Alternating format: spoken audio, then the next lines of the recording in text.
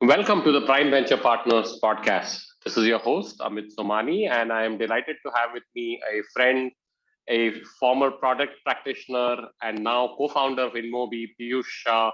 He's also the president of Glance, one of the hottest companies in the mobile space in the recent years. Welcome to the show, Piyush. Hey, thanks, Amit. Pretty happy to be here. Great, Piyush. So maybe you can start by telling our listeners a little bit about both Glance and InMobi in terms of what they do, and then we'll dive into the journeys of both the companies and your own journey to this point. Yeah, sure. I hope that InMobi is known by many people, but I will still talk about it. So InMobi was India's first unicorn. A bunch of people came together and said, how do we build a world-class product and tech company out of India? There's a lot that had happened before in terms of services and whatnot.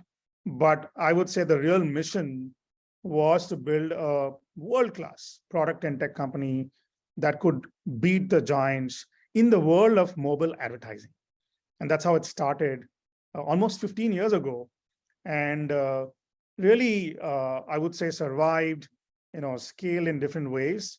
But few things that we are proud about in InMobi, of course, we became global very quickly. Most of our revenues come from parts globally. And the most important thing is it's something that started competing against the big giants of Google, Facebook, and Tencent and Alibaba. And that of course, became very interesting. The other thing about InMobi that's worth knowing, I mean, the thing that at least was very, very a matter of pride for all of us is it's not just about the first unicorn. What is more interesting is we became India's first profitable unicorn back in 2016. And ever since have been really profitable and very, very interesting in the way we have gone about rapid innovation and scaling our different businesses within InMobi and done that across the world. So that's what InMobi is in a nutshell. Work very, very closely with advertisers, publishers. I mean, there's a whole shebang on what we do, but I would say the real thing that I would like to describe ourselves as is a bunch of very passionate people who feel strongly about tech and product and people and how we can create a world-class company that can be in the likes of Google and Facebook out of India. And that's what really mattered for all of us. Glance is a subsidiary within InMobi. It was our B2C play 5 years ago when we believed that there's something unique about what we could do, how we could completely change and create a whole new different form of consumption on phones. And that's when we saw 6 years ago that there's something about the lock screen which we could completely reimagine altogether. And when most of the lock screen was all about the clock or the weather, depending on the country, we felt, let's do something different about the lock screen. Let's reimagine how consumers could consume a slice of the internet and just glance on the lock screen. And suddenly glance became a verb like Google or Xerox for many people, for almost like 500 million users across India, Southeast Asia, and now Latin America. They glance on their phones 100 times a day, and they consume a whole lot of very interesting consumer internet experiences that developers work with us on. So that's what Glance is. Again, very proud, I would say, because it is something which we built out of India. And we believe it's one of the fastest growing consumer internet giants out of India. So that's what Glance is, and happy to, of course, share more. Absolutely, and fascinating. Let's start with the InMobi journey. I also have a question about the founding and validation for the Glance idea, but let's go to InMobi for a moment. Like you said, not only India's first unicorn, one of the earliest ones, but also one of India's first profitable unicorns. But I also know an interesting story, and Naveen Tiwari, I would be remiss in stating that he was on our podcast many years ago, said that, you guys had this big funding round from SoftBank in, I'm tempted to say 2010, 11 timeframe, early, certainly 10, 12, maybe 14, 13 years ago.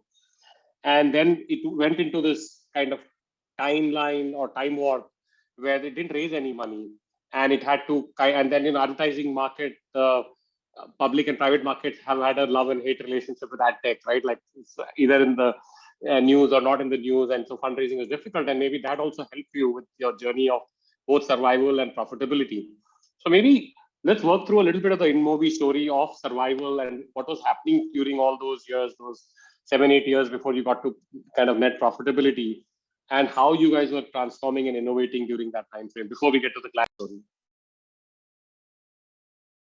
Absolutely. I think you got it right. There is much. I always say that InMobi is this quiet. Maybe there's a price for a quiet unicorn. We should get for that. We've been at it for a few years, and because it's more B2B and a company out of India that has got clients across the globe, a lot of what we have gone through is pretty interesting, I feel. I think the first thing worth sharing is there is a huge ambition that has always remained there. I mean, that's a big value, big pillar of what we do. And we've always been clear, let's just do something. It has to be big. It has to be large. Let's not think small in any fashion. And saying that today is, I guess, not sexy enough when a lot of other startups and India has got almost like 100 unicorns. But saying it back then in 2007 and 8, when we actually started, and startups were still not the in thing, and funding and unicorn and terms are not even there maybe at that level, at least in India, was definitely formidable. One of the big reasons why I sort of joined Naveen and Abhay and the gang was because I saw a very different level of audacity in what they were trying to do. And because I had had my own startup way back when I was 19 years of age, during college, I had tasted blood. And I knew that this is what it's meant to be. But when I met these folks back in 2007, 8, it just felt that it doesn't matter what business we are in. It didn't matter whether we're doing mobile search or something else, right? What mattered was the vision, the audacity on doing something really big out of India. And I feel that principle has really helped us throughout, because that's what attracted talent. That's what attracted a whole lot of people to say, these guys are actually thinking really big. I want to be part of this rocket ship, and let's just sort of join them. So I think that right from this did not come in sort of later. It was there right from the beginning. Even when the software thing happened in 2011, we raised the first $200 million that India had ever seen, and what Masa invested directly. And we felt, hey, let's not use this on India or Asia. Let's just go and conquer the West. Let's launch in the US and Europe. Let's launch in CJK, I mean, China, Japan, Korea.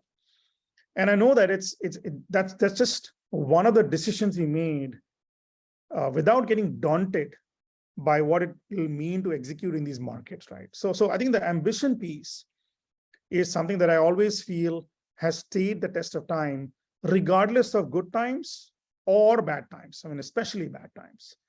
And I think that's something I do want to, of course, reinforce.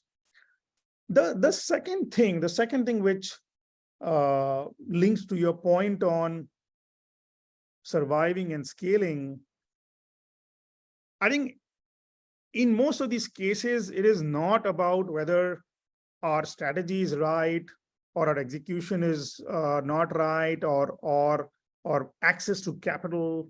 I think a lot of those things are in place in the world. To me, I think one of the big things that start making real sense, start separating true character, is what is the belief that people are sitting with. Are people at the top? Are your top 100 engineers, product guys, and business folks, do they have that core belief, that core sense of confidence, कि हाँ निकाल लेंगे, हाँ we can actually fight against the biggies out there. There's nothing different between us and them. And I'll be honest, shuru ke 4, 5, 6 years, while we would stand up on the stage and say, this is who we are up against, people did have the fears. We had the fears. We had the insecurities ki yaar bol to rahe hain, but kaise karenge in the world of mobile and advertising. I mean, these guys are stalwarts out there. But I think what helped is somewhere the realization that ultimately it is the same set of people, who are doing it. It is our batchmates. It is our batchmates sitting in Twitter or Google or Facebook or Microsoft running their ad tech divisions, for God's sake. And a lot of that conversation, it is more the mindset. It doesn't matter whether it's Silicon Valley or Belandur in Bangalore. For us, Belandur was a headquarters. It was our Menlo Park, our Mountain View, and ability for our folks to feel that, more at the deepest level of, I would say, belief, was very important. Baki sab baad mein. All the hard work, all the intelligence, all the ups and downs, all the resilience comes to me, it's downstream. What's upstream is that core belief ki nahi, we are in no way different in any way. We got to learn, no doubt, but let's just go out and do it. So that's, I think, somewhat a second theme and a second principle I feel that has stood the test of time, because this test happens every 2-3 years. Something happens in the world and there's some lack of belief that creeps in. And I think that's really been helpful. And the last one, and this is, by the way, my rendition. I'm sure the other founders have similar words, but it's the same rendition. The last principle that has stayed is, sheer absolute perseverance and grit in making stuff work. We've always said that this is not about hardcore talent and hardcore passion alone. Talent and passion thok mein hai, even across the board. Every other company believes passionately about their things. That's still more lower up in the Maslow's hierarchy of what it really takes. Every founder feels passionately about their thing and is willing to work hard and has got a whole lot of talent. I think we felt, and we have been more than ever got redemption in this, that somewhat talent and passion are a bit overrated. If you stay at something for long, if there is absolute perseverance and hunger and resilience on solving a problem for long, and struggle is there, it will result into greatness. It will result into what it really matters. None of us know the right answer. In any case, we are focusing on the unknown realm. To yaar milke nikal lenge. And I think that has really helped us throughout. So I would say that ambition, that belief, and that absolute sense of grit has been just the foundation of our survival, our scaling, our transformation year after year. Absolutely fascinating. And, I have heard this from folklore, so I don't know if this is true and whether you can either confirm or deny it. I'm sure, and we are in the venture business ourselves, there would have been innumerable acquisition offers along the way, from including some of these big giants. And I remember every single time this happened, and there was an informal kind of poll in the company. And the folklore story I've heard is Naveen would ask people to clap if they did not take the offer without necessarily mentioning what the offer is. And apparently it would break into a rapturous, standing ovation with clapping, right? So this fierce sense of, like you said, belief, ambition, and independence, right? To say, yes, we can do it and we can do it alone. And that's the kind of thing that we look for when we are backing companies. So, I don't know if you want to comment on that little anecdote, but I do want to double click on some of these 3 attributes you mentioned. Yeah, you've had many. Twice or thrice a similar thing has happened to us. That, Amit. So, I think a lot of that oxygen comes from the people who are meaning, we know what we are doing, and milke nikal lenge, because most people joined us at that time उस समय it was not sexy enough. उस समय the salaries and the stuff was not like crazy like in the last 4 or 5 years. So I think it's not just the folks in India who joined us because of that. I know that our folks in China joined us because they figured that we are the underdogs, trying to compete against Alibaba and Tencent and Baidu. And the same for our US team. So it's not just the India thing, you know.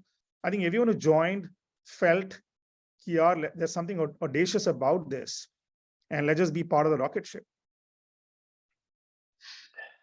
Absolutely. So I want to go back to the one of the early bets that you guys made on, in particular, going into China and even the US. Right? There's lots of SaaS companies now. 10 years later, 12 years later, who are dabbling into US or Europe or etc. But even now, people are kind of scared to go into a market like a China. Metaphorically, right? It could be Korea, could be Japan, could be something more of that ilk. So, what gave that confidence beyond, of course, the bravado and the ambition that we can do this? And how did you guys get that PMF into a new market? Right, like it's like a company now thinking of launching in LATAM, right, or in Japan, or in some other market. Yeah, the honest answer is it was sheer bravado. I mean, the intellectual, the logical answer is mobile was a universal problem. We knew this opportunity is going to be large. There's going to be 7 billion people on the planet with a phone. Advertising is a universal thing. If you use tech and product to solve a problem for a market, why can't we solve it for 10 other markets? That's the logical, and of course, we did that part also, the right logical, analytical answer. But in the heart of it, I think we were very clear that we got to go and hit the biggest markets in the world. Everyone is early. Google was also early. Google also did not have this thing in place. They bought a company called AdMob at that time. Facebook was still figuring it out. Amazon was nowhere there in the picture in advertising. We all know this. So big part of that was, we know we are early. We know we have hit upon a certain wave, a macro that's going to last another 20 years. And how do we make sure that we invest aggressively behind it on the top 3-4 spending markets in the world? What is needed to solve for that? Yeah, let's chalk it out. So at the highest level, I think it was that simplicity. This is what is needed. I will say that I don't think we were super daunted कि कैसे करेंगे, in the sense, none of us had built something like this before, let's be honest. So there was no experience, no exposure of any kinds whatsoever. SoftBank did give that push, definitely, because capital was interesting and useful. That came in. But more than that, I think we were very clear, it is not going to happen in one jiffy. We've had 3 bad starts or false starts before we cracked North America. So whoever out there feels कि ये आसान है and there is a formula and there is a method basis a blog out there, either in B2B and completely in B2C, like we are shooting bricks right now, because B2C is much more high alpha. But B2B also, which seems like a science, which seems like it has enough material out there on cracking a market like US, I think there's got always more lows than highs. It takes 2 to 3 high frequency false starts before you crack it. And I think we just stayed at it. We stayed at the belief that we can crack the market. We have to crack the market.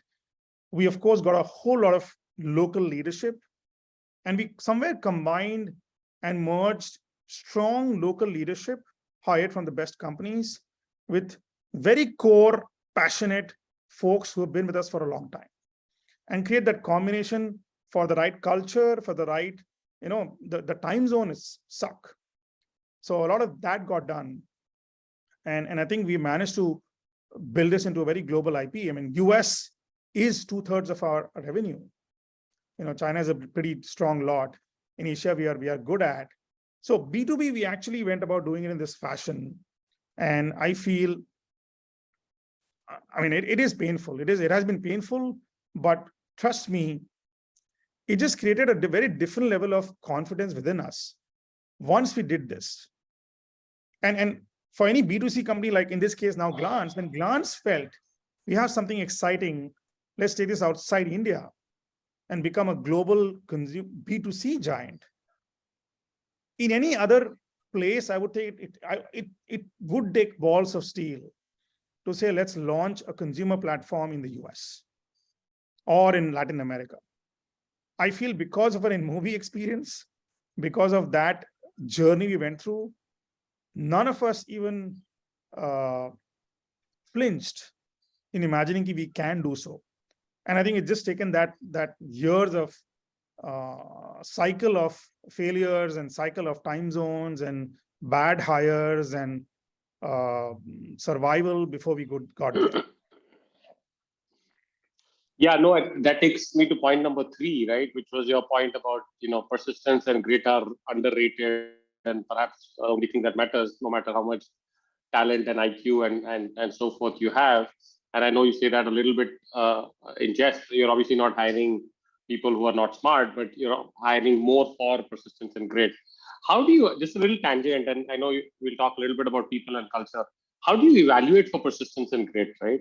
When you're interviewing people at a very tactical level, because everybody wants to find people who are going to last the fight.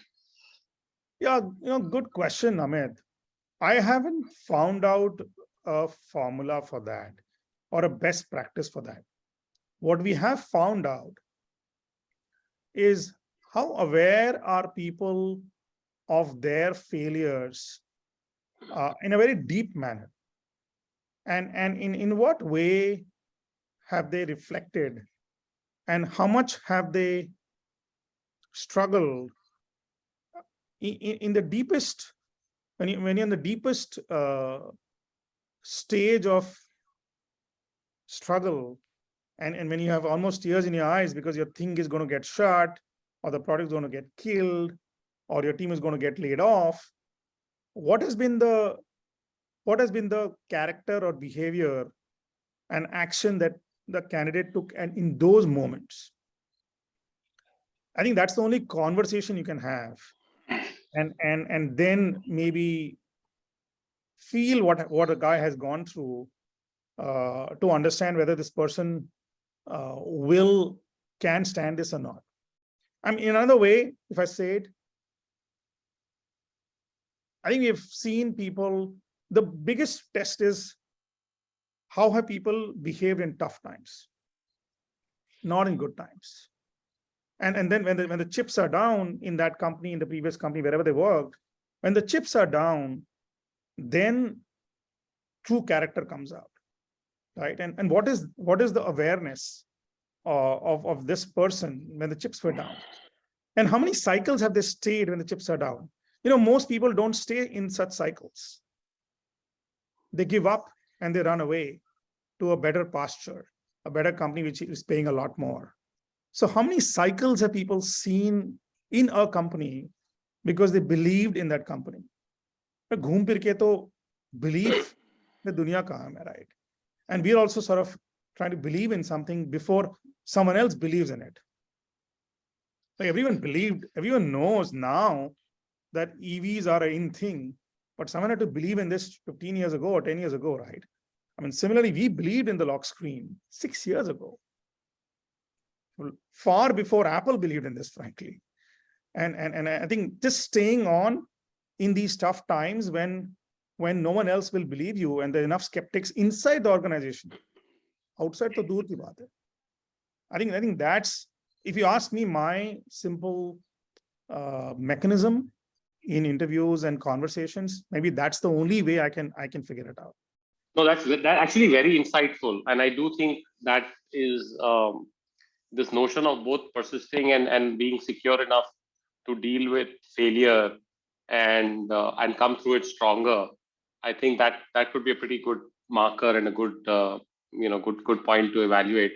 Since you mentioned belief a lot, can you double click a little bit on that?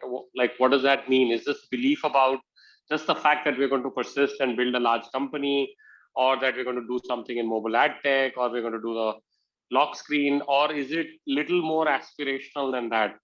Right? That so just maybe a little bit on what belief really means to you. I think that I would say it is at 2, 3 levels, and it's good that you're sort of double clicking on it. It is very important for your teams and leaders to have absolute belief in the vision and what we are trying to do. And hence they need to see, they need to sense that bet that you are making. In any case, if the founders and the company is not making a huge bet on a macro, in any case, it's not going to be a large thing. So how does the team internalize that bet? Because most people, it is great if others don't realize that bet. It is in our interest. It is in our interest that people say this will not work, or it sounds too simple. So I think it is belief in the thesis itself, in the idea itself, that we got to stay at it for too long before someone else sees this. Because we see it, we saw something, we saw mobile being large back in 2007. We saw mobile linked, in-app linked advertising being large in a few years from then. We saw that there's something about the lock screen and how the world could consume a slice of the internet on the lock screen very early.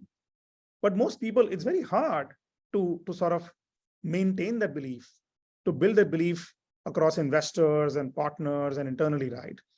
So that I think this is the first level of belief. That is very important because you got to stay at it long enough. And a lot of us as founders need to shield those teams first. Those are the 0 to 1 units within the machine that you have. I mean, the machine is the one that's generating revenue, right?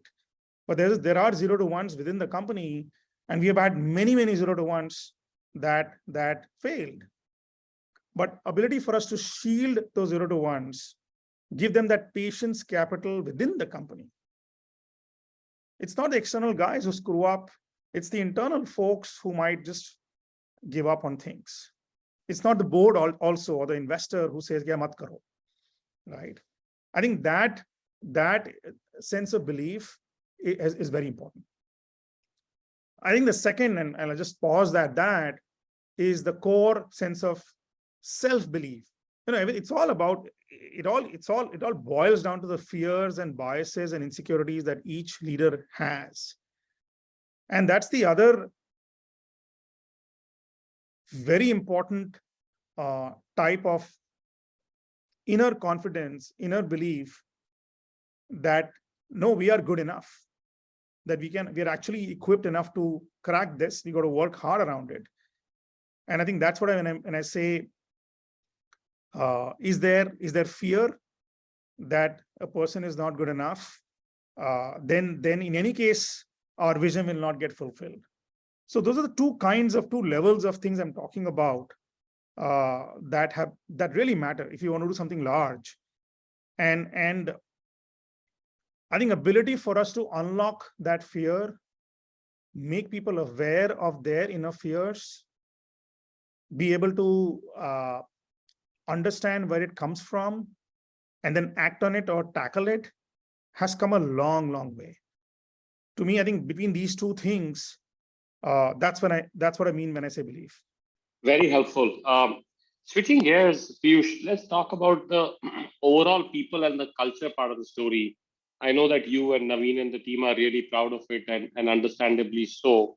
And you think of that as one of your sort of core IPs. So can you talk a little bit about what are some of the best practices that you guys have built in, beyond obviously instilling, belief and persistence and backing people all the way through 0 to 1 and, more journeys? Yeah. This is a extremely philosophically deep topic and something all of us truly care for. So let's talk about, I think we realized very early that the people the people IP is going to be the most defensible moat for us ever. And you can build as much great tech or create the right moats around the business. But if there's one thing, if there's one area which I can thump on the table and say that has helped us survive and transform and scale year after year, it is the way we have thought about our people. And let me just talk about 2-3 aspects there. I think the first thing is, that we believe strongly collectively as founders and then the bunch of other leaders. This company would not be successful if we say it is meant to be run by 3, 4, 5 co-founders. It is only going to be really successful if we have almost 100, 200 people who operate like co-founders, even if they're not called as one. And I can be, of course, I was one of those people who was not an original co-founder, honestly. I was one of the first few early people in the ecosystem who got anointed as a co-founder later in the company. And I know there are 100 other people in the company who have who believe in the company, who operate like one. There's a nasha of what you're doing, and they're operating like one without necessarily being called one, without the title. And that for people to feel that this company is theirs and the company cares for them, not just in a transactional sense, not just so that they can be better employees or more productive employees, not just so that they can achieve the results better. For agle quarter ka, agle saal ka, if they can achieve the results more productively, that is a very transactional relationship. Instead, if the company believes that, hey, I think you have much more in you than you ever thought about. You think you are 60, 70% ready for something, for a role or a canvas or a charter, but I think you are there, and go for it. I think it is when people, when people believe and see that there's someone out there who's betting on me more than I can bet on myself, that you can do a lot more than you've ever imagined. I think that environment has really been very, very transformative. When people feel, hey, this place actually cares about unlocking my truest potential and is giving me opportunities beyond what I ever imagined for myself. So that's the first one. The second one is when we say, hey, it is not just good enough to have an environment which is just about winning and cracking and getting great results, but it's also somewhere about balancing that with trust and care and some sort of joy. Let me explain that. I think somewhere in the world out there, it seems like an or function, not an and function. Here, there are companies who have said, we are all about kick-ass, cutthroat, competitive. We got to crack it and make it happen. And there are companies who are very, very people conscious, very, very savvy and careful about people and culture. We said, we will not go down the Google way or the Amazon way or the Netflix way. Very early, we said there is something about us that we believe in. It may be rooted into Asian philosophy or whatever. I don't know where it came from. But there's something about saying, hey, this is the InMobi way. Very early, we said, this is our way. Good, bad, ugly, ye hame acha lagta hai. And this is not about a book or someone has done out there. Infosys has a great culture. Netflix has a great culture. But this is our way. We learn from other people. But what organically grew was our way of doing things, our way of building this whole thing. And our way was all about an environment that was a kick-ass winning team that delivered great results, and yet we treat them like family. That and is very, very important and very, very hard. Either or kyun hai? And an ability for us to say, yeah, we will achieve our goals and we will dream big and get large business results, karenge. But साथ we will actually be patient with our people. There's trust and care, like genuine care about backing people. It is not a hire and fire approach. And I think being able to somewhere bet on people, stay with them in their journey of unlocking, because they also need to go through a couple of cycles now. If a company can go through one or two pivots and cycles of learning and figuring it out, why don't we allow people to go through that journey?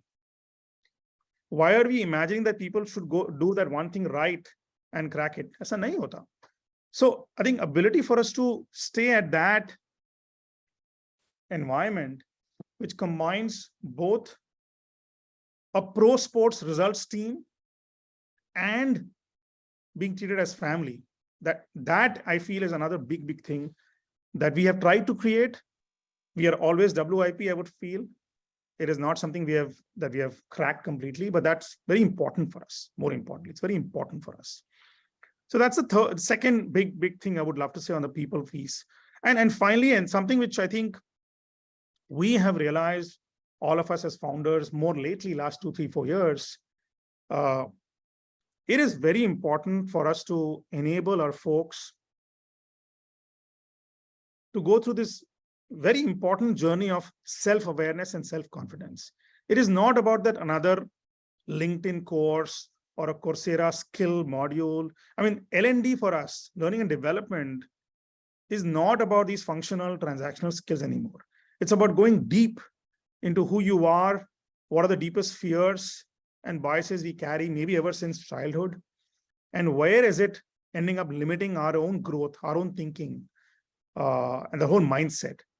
And that unlock, I mean, I use the term unlock for that journey, starting from us as founders, on how do we go to the next, how do we first go to the next level and reimagine ourselves with all the blind spots we carry even today. That I think is one of the biggest efforts we made in the last 3, 4 years, more so. Yeah, let's unlock folks from the deepest areas of where they are. So it is all somewhere grounded in the thing ki log achhe hain, like daag achhe hain, log achhe hain.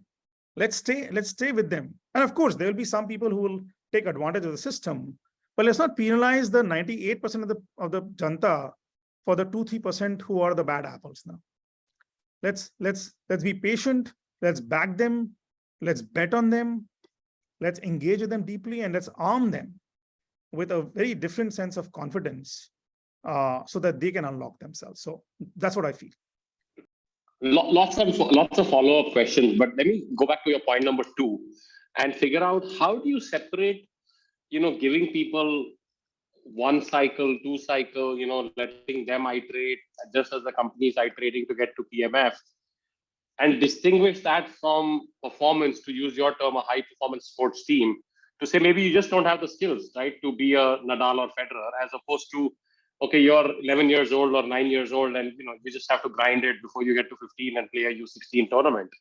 So how do you figure out real performance versus skill, or do you unilaterally, beyond the hiring process, of course, back everyone until it naturally separates, right, the wheat from the chaff?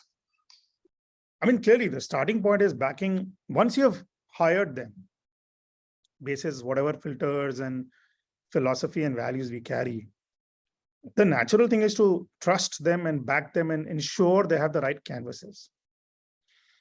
Having the right canvas, did we make sure that they had the right big canvases is very important. Uske baad, it's a natural evolution of performance. The question is not whether the output or the outcome came or not. The question is, is there impatience with actions?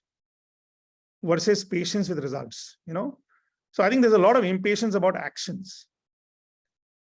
And high frequency, speed-based is the rapid learning, rapid actions where people are actually doing a lot and stepping back, of course, strategically a lot. And frankly, once you go down this cycle a few times, our entire leadership also is now geared to figure out this wheat from the chaff and realize that, here is a class of people who are just completely in it and are figuring stuff out and are able to constantly innovate themselves and learn and iterate all together, versus a bunch of folks who are not able to do so. And I think somewhere there's a whole distinction, by the way, on intent versus capability. I think वो intent बड़ा जरूरी है. Capability पे हम काम कर सकते हैं. So I think that also becomes very clear. Intent है क्या? Once the intent is there, the hunger is there, then we are willing to back people and stay with them and enable them and coach them and give them the environment. By the way, it is not perfect, but in general, I feel if you really want to operate, we are not operating in this known. I keep using this terminology.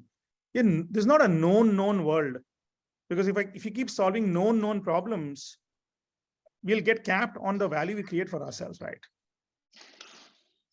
If we are operating in the unknown world and solve problems that others have not solved, then you need people who are able to ride these waves of entropy. And the more and more people are accustomed to riding these waves and figuring out this muscle and doing it for themselves and their teams and moving from these lows and highs, I think we are seeing more and more people building these layers. The cycle is important. So out of the top 100 people we have, or almost 70-80% people have seen these cycles. I mean, the metric is almost 70% people are more than 7 years in the company of the top leaders. So if you have tickled and you've done well 1 or 2 times and you've failed a second time, and the company has backed you and allowed you to succeed the third time, imagine the amount of that is true depth, and that's true layers that gets built in the organization. And those to me are the real co-founders, actually, beyond just the original ones. So no, that's fantastic. And as we bring this to a wrap, I can't but forget mentioning, you talked about the InMobi way and taking on the global giants, right? Like the Googles and Metas and Facebooks and Amazons of the world.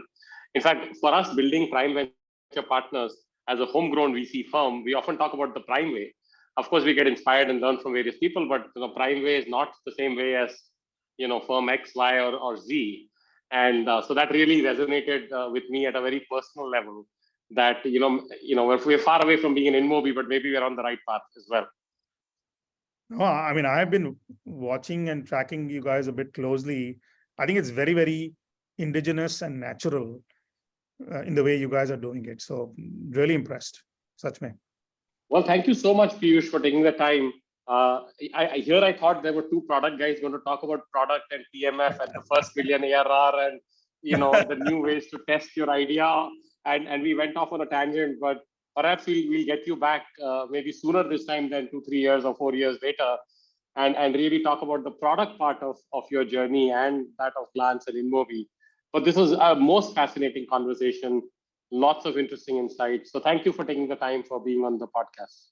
Hey, thanks, Amit. This was great. Really enjoyed myself, and I hope folks like it too. Dear listeners, thank you for listening to this episode of the podcast. Subscribe now on your favorite podcast app for free, and you'll be the first one to know when new episodes are available. Just search for Prime Venture Partners podcast in Apple Podcast, Spotify, Castbox, or however you get your podcasts. Then hit subscribe. And if you have enjoyed the show, we would be really grateful if you leave us a review on Apple Podcast. To read the full transcript, find the link in the show notes.